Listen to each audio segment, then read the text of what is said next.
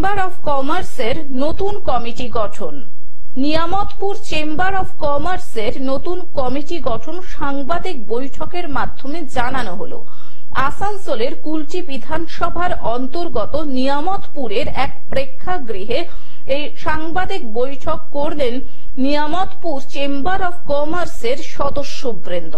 সদস্যরা জানান, তাদের নিয়ামতপুর চেম্বার অফ কমার্সের এক্সিকিউটিভ বডি 2024 থেকে 2027 সালের 19 জনের নতুন কমিটি গঠন করা হলো, যার মধ্যে সভাপতি অশোক সিং এবং সেক্রেটারি গুরবিন্দর সিং দায়িত্বে রয়েছেন।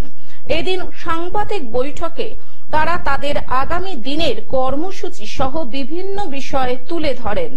हमारा चुनाव पिछले हफ्ते हमारे सारे मेंबर के द्वारा किया गया। हमारे सारे मेंबर जो कि एक्सिक्यूटिव बॉडी के हैं और सभी को आमंत्रित किया गया कि जो हमारे बॉडी का हिस्सा बनना चाहता है वो अपना फॉर्म भर के हमारे साथ शामिल हो सकता है। আসানসোল থেকে সৌমিত্র গাঙ্গুলির রিপোর্ট, গ্লোব নিউজ।